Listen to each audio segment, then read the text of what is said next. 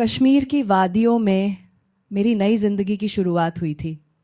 बर्फ से ढकी चोटियाँ, झीलें और ठंडी हवाएं, सब किसी सपने जैसा लगता था। यही मेरी मुलाकात उससे हुई, वो जो मेरा पहला और सच्चा प्यार बना। कुछ ही दिनों में हमारी दोस्ती मोहब्बत में बदल गई और फिर शादी तक का सफ़र हमने साथ पूरा किया। शादी की रात यानी सुहाग रात, मैं सजकर उसके इंतज़ार में थी।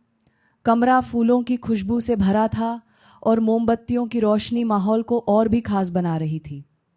जैसे ही उसने दरवाज़ा खोला और मुस्कुराकर मुझे देखा, मेरा दिल ज़ोर ज़ोर से धड़कने लगा।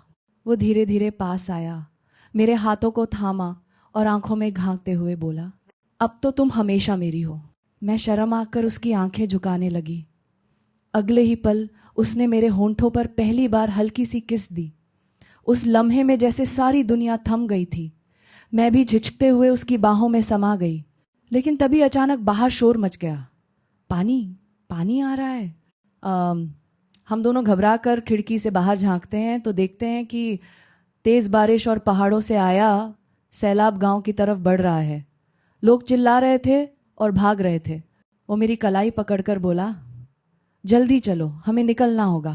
हम दोनों घर से बाहर भागे, लेकिन तब तक पानी चारों ओर फैल चुका था।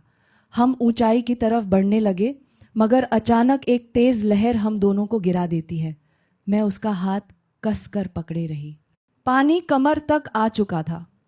ठंड से कांपते हुए मैं डर गई और उसकी बाहों में सिमट गई। उसने मुझे थामते हुए कहा, डरो मत, मैं हूं ना तुम्हारे साथ। उसकी बातों में अजीब सी तसल्ली थी। पानी की लहरें हमारे चारों ओर थीं, लेकिन उस पल उसने मेरा चेहरा पकड़कर फिर से मुझे चूमा। वो किस और भी गहरी थी, जैसे इस तूफान में हमारा प्यार हमें जिंदा रखेगा। पानी के बीच उसकी गर्माहट ने मुझे सारी ठंड भुला दी। हम दोनों भीगते हुए, होंठों पर मुस्कान और आंखों में डर लेकर आगे बढ़े। मुश्किल से गांव के ऊंचे हिस्से तक पहुंचे। वहां सुरक्षित खड़े होकर हमने एक दूसरे को कसकर गले लगाया।